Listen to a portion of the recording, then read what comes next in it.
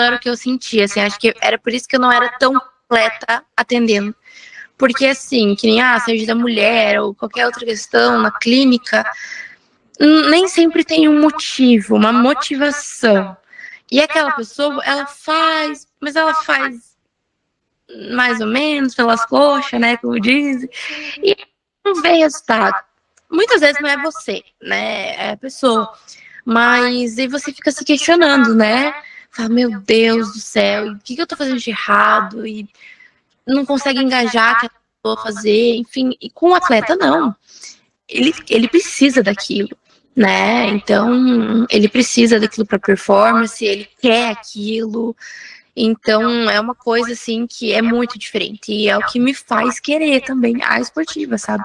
É isso, é trazer resultado. Falar, ó, tô aqui, né? Eu atendi um atleta de futebol de 13 anos. Ele vai fazer um teste mês que vem no São Paulo. E aí, ele falou assim pra mim no final, falou, Nutri, se eu passar, coisa de criança, né? Se eu passar e ficar rico, eu vou te dar um presente, tá? Eu vou te dar um presente, tá? Porque você também tá comigo. Então, eu vou comprar pra mim, pro meu pai e pra você, tá bom? Eu falei, ai, meu Deus. Na hora, eu queria abraçar ele, né? Eu falei, meu Deus, gente. Então, troca. Esse momento deles reconhecerem também que você faz parte disso, né? Então, isso é legal. Muito legal. Ai, que bacana, Vitória. Fico muito feliz, viu? Obrigada aí pelo seu tempo. Isso, eu que agradeço. E olha, como eu te falei, pra mim, sinceramente, incrível, muito. Ele é muito. Ele aparece. Pode aumentar. O pessoal acha caro, né? O pessoal fala, mas tá caro. Porque, assim, como eu te falei, eu tenho o seu curso e o curso da André, né? Tem professor internacional a rodo, a maioria das aulas é tudo em inglês, né? Assim, então, são professores muito reconhecidos também, mas eu prefiro muito mais o seu, né? Pela fala, pela tranquilidade ali no jeito de explicar, pelo detalhamento, pela prática, que eu acho que isso é o que faz o diferencial no seu curso, assim, é mostrar na prática, né? Porque só o conhecimento em si, a gente consegue, a gente vai catando ali, mas na hora de juntar e pôr em prática, aí que o bicho pega, né? Então, assim, é um curso maravilhoso, maravilhoso. Olha, pra mim é como eu te falei, qualquer prescrição que eu vou fazer, eu entro e tô lá com ele, ó. Eu escuto sua voz todo. A aula de hoje é sobre exames laboratoriais importantes no esporte, né? Então, eu vou falar um pouquinho dos diferenciais, o que a gente pode mudar na abordagem para o esporte, né? Do que a abordagem que a gente faz na solicitação de exames para a saúde, na nutrição clínica e normal, tá? Mas lembre de pegar papel e caneta para você anotar as informações que eu vou te passar aqui hoje.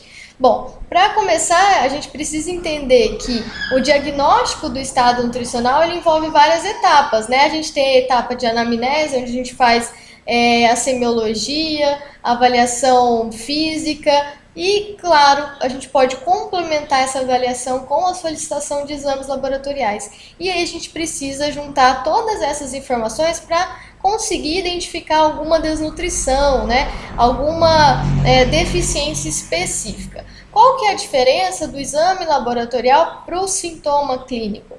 Muitos exames, né, são bons parâmetros para a gente conseguir detectar a deficiência antes de aparecer o sintoma. Então, por isso que eu coloquei ali que os exames permitem detectar deficiências nutricionais antes que esses tenham sinais clínicos específicos. Então a gente consegue ver a tendência.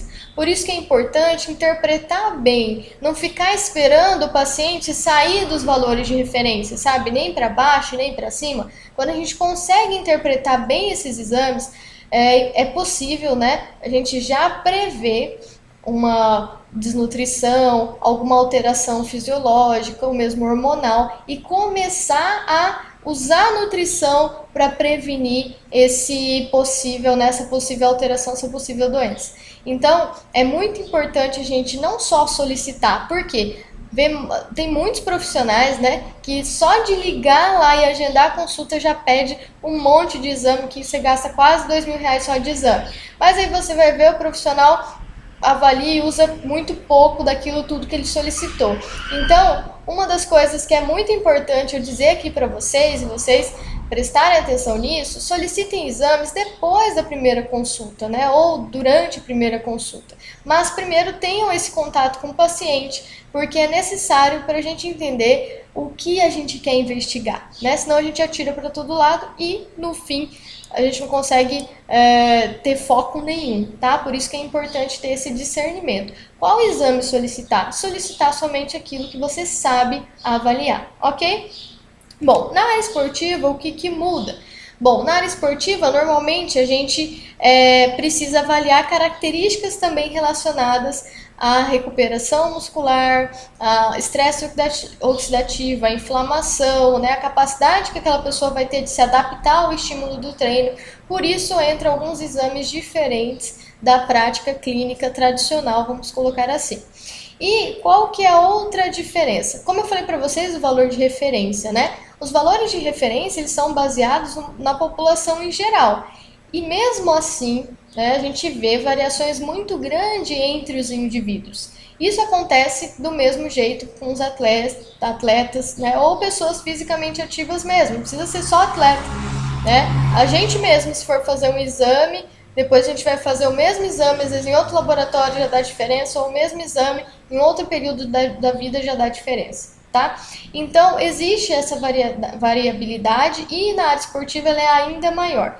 E qual que é o outro agravante? Como esses valores de referência são baseados na população em geral, não se aplica para a gente comparar com atletas, né? Principalmente atletas de alto nível. Por quê? Como eles têm adaptações relacionadas ao esporte, ao exercício aí de longa, né, data, muitos anos praticando, a gente não pode usar aqueles valores de referência como padrão, tá? Porque não é muito aplicado a eles. Então, eles sempre vão ficar fora da linha, que a gente fala, fora desse valor de referência, e às vezes pode assustar. Então, hoje, nessa aula, eu vou trazer para vocês esses detalhes, né, do que a gente tem que prestar atenção, quais exames vão nos dizer, nos indicar dados relacionados à prática de exercício, à prática de esporte, ok? Então, isso é uma dos pontos de atenção que a gente deve ter em relação a isso na área esportiva. Bom, outro ponto de atenção. Nutricionista não faz diagnóstico clínico. O que quer dizer isso, Faena, que não faz diagnóstico? Bom, mesmo que você olhe, veja lá no exame que o seu paciente, por exemplo, está com diabetes, provavelmente, você não pode falar para ele, olha, eu verifiquei aqui que você está com alteração nesse marcador e isso indica então que você está com diabetes. Você não pode dar esse diagnóstico se ele não tiver passado pelo médico e o médico feito o diagnóstico. Então, o nutricionista não faz diagnóstico clínico. Aí você pode ter pensado, então para que serve eu saber interpretar os exames? Serve para você entender aonde está o problema, o que está alterado e conseguir então usar a nutrição ou para prevenir, porque vamos colocar aqui no exemplo do diabetes. Se você observa que o seu paciente está com uma resistência à insulina, ele está caminhando para o diabetes. Então, com a nutrição, você já consegue fazer intervenções para que ele não realmente caminhe, né? Agora, se você não consegue interpretar isso, você vai achar que está tudo ok, mesmo ele estando lá no limite superior do valor de referência, e aí você não vai fazer nenhuma estratégia e daqui a alguns meses ou anos o paciente está lá com diabetes e não dá mais para reverter, tá? Então, no caso, quando você observa uma alteração que pode significar alguma doença, algum diagnóstico, o que você vai fazer? Encaminhar para o médico. Então, como você vai falar isso para o paciente? Você vai falar da seguinte forma: olha, fulano, aqui nos seus exames eu observei que tem algumas alterações importantes no exame de glicose, no exame de hemoglobina glicada e também aqui no seu triglicérides. Então, eu vou pedir um encaminhamento para o endocrinologista para que ele possa te avaliar melhor e te dizer qual o significado dessas alterações. Mas já vou fazer alterações no seu cardápio, no seu planejamento alimentar, para que a gente consiga ir revertendo esse quadro e melhorando esses exames aqui que eu observei que estão aumentados. Pronto, você não fez nenhum diagnóstico, você não fez nenhum alarde, né? Mas explicou sim que existe alteração, que você já vai estar então fazendo as estratégias necessárias para que haja essa correção. Então isso é bem importante, comunicar isso para o paciente. Mas não faça nenhum diagnóstico. Você está com diabetes, você está com o hormônio sexual baixo, você está com hipercolesterolemia. Não, a gente não pode. Ou hipotireoidismo, tá? Não faça diagnóstico clínico. A gente só pode fazer diagnóstico nutricional. Ok? Então é importante entender, saber interpretar o exame para conseguir encaminhar e fazer já as alterações necessárias no planejamento alimentar. Isso é muito importante. Bom, e quando a gente solicita exame, a gente pode ter duas abordagens. Uma, principalmente quando a gente fala de atletas ou esportistas, né? Uma abordagem é fazer triagem. O que é uma triagem? É quando normalmente, antes, né, de iniciar uma preparação física, no caso do atleta, ou no caso dos nossos pacientes de consultório, quando eles iniciam o atendimento com a gente e nunca fizeram exame, ou já faz muito tempo que não faz exame, aí você vai lá e solicita para fazer uma triagem. Então a triagem é a solicitação de alguns parâmetros biomarcadores que a gente fala, só que com vários meses de intervalo entre um e outro. Você não vai ficar pedindo esses exames com frequência, tá? Então por isso que chama triagem. Você vai acompanhando o paciente a longo prazo. E normalmente a gente pede para identificar alguma deficiência ou algum excesso. Por isso que é importante, caso ele já tenha feito há muito tempo, a gente solicitar. E no caso dos esportistas, normalmente é feito no período entre competições, no período que eles estão nas férias, né? Nas trocas de planilha de treino, porque aí você já tem um parâmetro melhor de saúde relacionado ao atleta e não tanto parâmetros relacionados ao treinamento, tá? Agora, existe também a abordagem que é a abordagem de monitoramento, que é quando você solicita, né, algumas medidas, alguns biomarcadores, mas com uma frequência maior. E aí pode ser com intervalo de dias ou semanas, dependendo do que você quer avaliar ou quer corrigir. E por isso, nesse caso, você está querendo avaliar alguma adaptação ao treinamento que aquele esportista está fazendo, ou mesmo alguma recuperação. Então, um exemplo aqui que a gente pode dar. Se você verificou que o seu atleta está caminhando ali para uma possível anemia, você precisa recuperar os estoques de ferro. Quando você faz uma suplementação de ferro, daqui 1 a 2 semanas você já pode solicitar um novo exame. E aí, normalmente, a gente solicita reticulócito junto para verificar como que está essa recuperação da anemia, ok?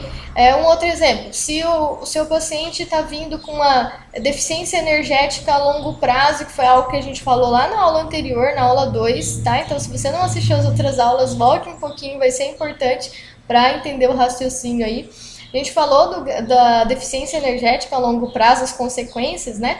Então, se ele está caminhando com esse tipo de deficiência, você pode solicitar hormônios tiroidianos para verificar. E aí, depois de 1 a 2 semanas, mesma coisa, você já pode solicitar novamente para ver se já houve uma recuperação. Por quê? São moléculas sensíveis que rapidamente elas se alteram quando você começa a intervir e fazer um planejamento para recuperar daquilo, ok? Então, esses são exames que normalmente a gente solicita para acompanhamento, para monitoramento de alguma estratégia ou mesmo quando a gente quer verificar alguma adaptação do treinamento específico. Bom, o que eu tenho que pensar também? Que várias coisas vão interferir nos resultados dos exames. Então, como eu já falei para vocês, se você muda o laboratório que você faz a análise e eles fazem análises diferentes, né, métodos diferentes para identificar, isso já vai mudar o valor do seu exame. Pode ser até a mesma amostra de sangue. Se você levar para laboratórios diferentes, né, coletados no mesmo dia, no mesmo horário, e tiver métodos diferentes, vai dar resultado diferente. Então, por isso, é importante a pessoa coletar os exames, tentar no mesmo laboratório, para que haja pelo menos diminuir essa variável, né, que é relacionada ao método. Bom, essa figurinha aqui, observem aí que mostra tudo, né, que interfere, que são as condições pré-analíticas, tá? Quer dizer, tudo que vai interferir no resultado da análise. Então, por exemplo, a posição, a postura do paciente na hora de coletar. Ele estava deitado, ele estava sentado, ele já tinha ficado um tempo em repouso naquela posição. O horário do dia que coletou também vai ter influência. Cortisol, por exemplo, a gente sabe, né, que vai estar mais alto nos períodos iniciais da manhã, mais baixo no final da tarde, então dependendo do horário que você coletar, isso vai dar diferença. Melatonina, por exemplo, também está passando por algum estresse, né, psicológico. Então, vamos supor que o paciente tenha passado por um estresse indo lá para o laboratório, né, brigou no trânsito, bateu o carro. Se ele chegar lá e for coletar esse exame, vai dar todo alterado, principalmente cortisol, glicemia, ácido graxo livre. O tempo que ele está em jejum também vai alterar. Se for mulher, né, o período, o dia do ciclo menstrual, a questão da hidratação, se fez exercício ou não antes daquele exame, até o tipo de centrifugação que é realizada, quanto tempo ficou com aquela borrachinha de soro ali presa no braço para tirar esse sangue, isso tudo altera, né, o resultado da análise. Então, é importante sempre orientar o seu paciente quando ele for, né, coletar o exame. Quando você pedir, você vai orientar ele quantas horas ele tem que fazer em jejum. É 8, é 10, é 12, né? Qual o dia melhor? Então, por exemplo, no caso do exercício físico, é importante dar umas 48 horas aí de diferença. Se ele fizer exercício, sair do exercício e for lá coletar, vai dar todo alterado o exame dele. Então, você precisa explicar isso para ele. Então, vamos supor que ele faça a última sessão de treino dele na sexta. Então, você orienta, ó, segunda-feira cedo você vai coletar o exame com tantas horas de jejum, ou sem jejum, depende do que você quer avaliar. Tem exames que precisa, tem exames que não. Ok? Então, sempre oriente relacionado ao exame que você quer. E relacionado ao esporte, então, né? Quais são os exames importantes no esporte? Aqui eu destaquei as 3 principais classes. Então, quando a gente fala de esporte, a deficiência de ferro, de vitaminas, algumas vitaminas, principalmente vitaminas do complexo B e vitaminas antioxidantes, e energia, como eu já falei para vocês, serão fatores importantes da gente rastrear, porque isso vai impactar diretamente nessa capacidade de entregar oxigênio, por exemplo, então no metabolismo oxidativo, né? Principalmente nos esportes de endurance, que vão utilizar mais. A questão das vitaminas do complexo B, elas participam de todas as vias metabólicas. As antioxidantes, porque elas vão ajudar na adaptação relacionada ao exercício, porque o exercício aumenta a espécie reativa de oxigênio, então vai conseguir ajudar nessa adaptação e na imunidade.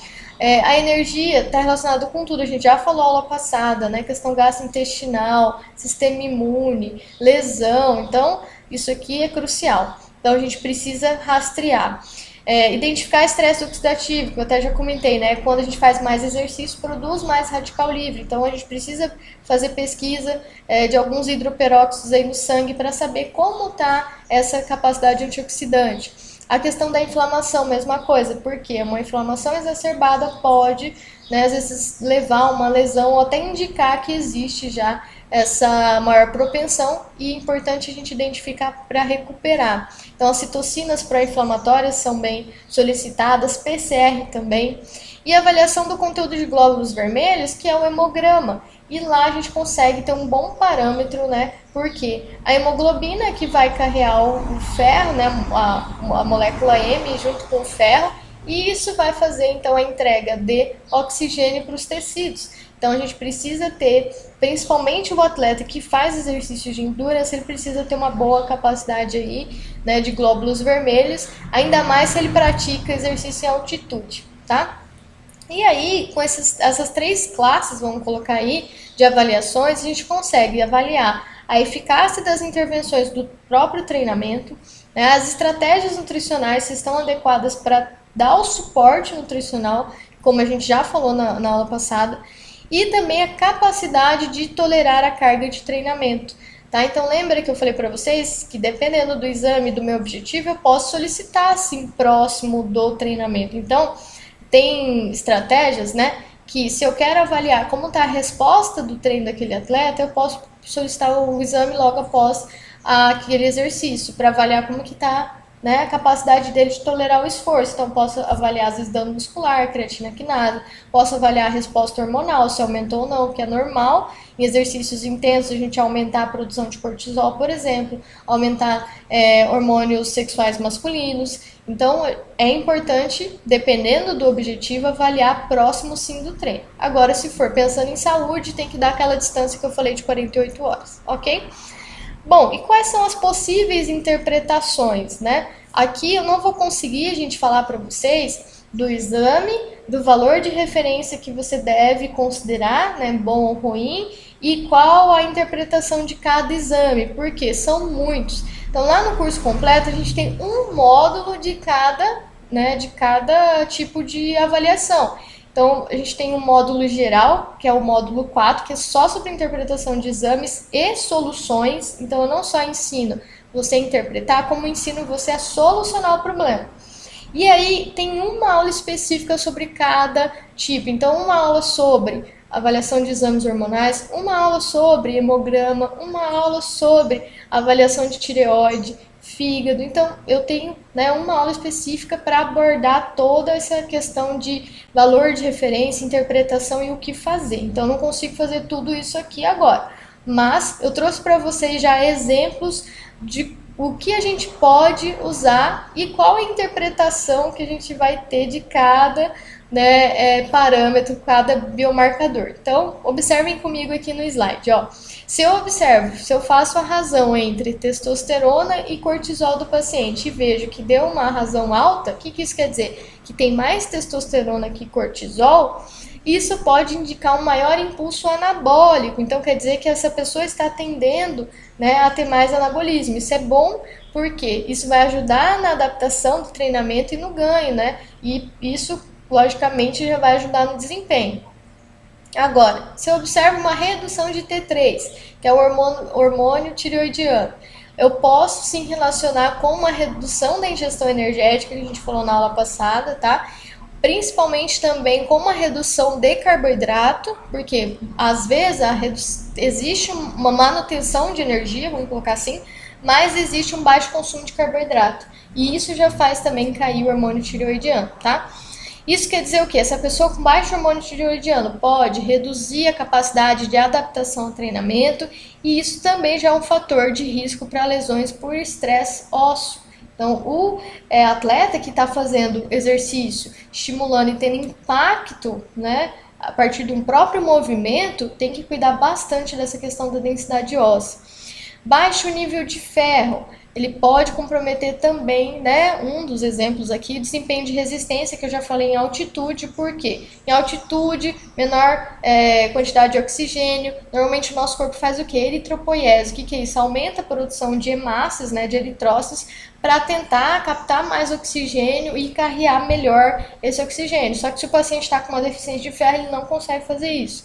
Deficiência de vitamina D compromete imunidade, compromete reparação muscular e saúde óssea, né? Cada vez mais a gente está ouvindo falar de vitamina D, então é muito importante fazer essa pesquisa aí no paciente.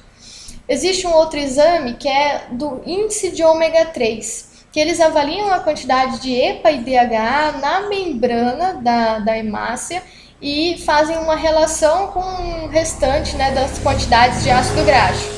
Faz um percentual. Esse índice, quando ele é maior, principalmente acima de 4%, ele indica que esse paciente vai ter uma menor dor muscular após o exercício, tem menor concentração de proteína C reativa, que indica inflamação. Então, quer dizer, é um paciente que é mais tolerante à inflamação do treino, melhor estado de humor. Esse é um índice, gente, que a gente está falando aqui para o esporte, mas ele é um índice também relacionado com a saúde. Tá? Principalmente em pessoas obesas, que têm doenças crônicas, pessoas depressivas. É um índice interessante de pesquisar para melhorar, porque a ingestão alimentar influencia diretamente nesse índice. Tem alguns estudos mostrando que pessoas que têm uma dieta mediterrânea, que têm maior consumo de ômega 3, têm esse índice maior. E isso já protege sobre todos esses fatores que a gente falou aqui agora. Outra pesquisa interessante na área do esporte, carotenoides séricos.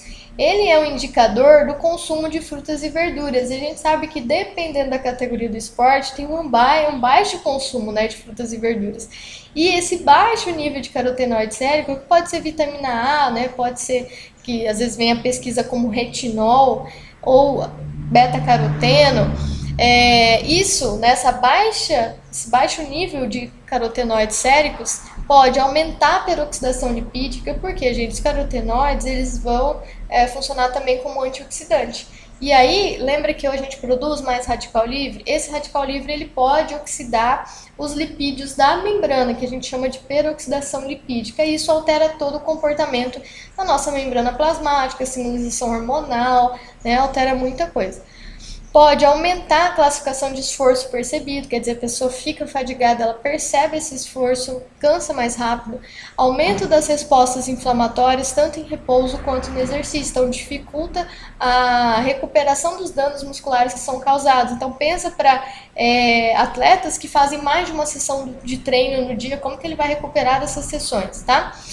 E aí a gente consegue rapidamente também ver a diferença nesses níveis quando começa a aumentar o consumo de frutas e vegetais. Outro biomarcador interessante, creatina quinase. As concentrações elas podem ser mais altas quando o treino está bastante intenso. Então, às vezes, ou até a creatinina também aparece um valor bem alto. E aí as pessoas podem achar que é alguma doença, né? E está só relacionada ao treinamento. Então, pode ser até um biomarcador pesquisado para conseguir controlar como que está esse treino, a intensidade do treino, se está bom ou não. E cortisol elevado, ele é um hormônio, né, que a gente secreta no estresse, e aí, às vezes, o cortisol vai dar elevado e vai achar que está toda com uma alteração hormonal, né, que aquele paciente precisa reduzir o cortisol porque ele está muito estressado, porque normalmente a gente relaciona com o estresse. Mas eu trouxe essa informação aqui para vocês que é bem bacana. A privação de sono, gente, de uma noite de sono, se ele for coletar o exame no outro dia, já pode alterar os níveis de cortisol. E aí, lógico que pode comprometer a reparação muscular, pode, ainda mais se isso se persistir, ficar vários dias, se é um paciente que tem dificuldade para dormir, né, isso pode sim atrapalhar, porque o sono é um fator de recuperação do treino. Mas é um item importante da gente perguntar para o nosso paciente. Então, quando ele chegar com os exames, se você observar um cortisol elevado, pergunte como foi sua noite de sono antes do exame, você dormiu bem, teve alguma intercorrência? Ele vai falar, não, foi tudo bem. Aí, ok, às vezes o cortisol elevado você pode até pesquisar se realmente existe esse estresse aí. Agora, às vezes o paciente nem relata que está estressado, nada do tipo, nenhuma alteração relacionada a esse cortisol elevado e dá alto. Aí pesquisa em relação ao sono, ok? Porque os estudos mostram que se você orientar que ele tem um sono extra, então que ele vá, durma mais um pouco, tire um cochilo ali durante aquele dia, isso já vai ajudar o cortisol a voltar ao normal, porque o cortisol ele é secretado, a gente fala em horários específicos, né? Aumenta e diminui, ele não se mantém estável durante o dia todo.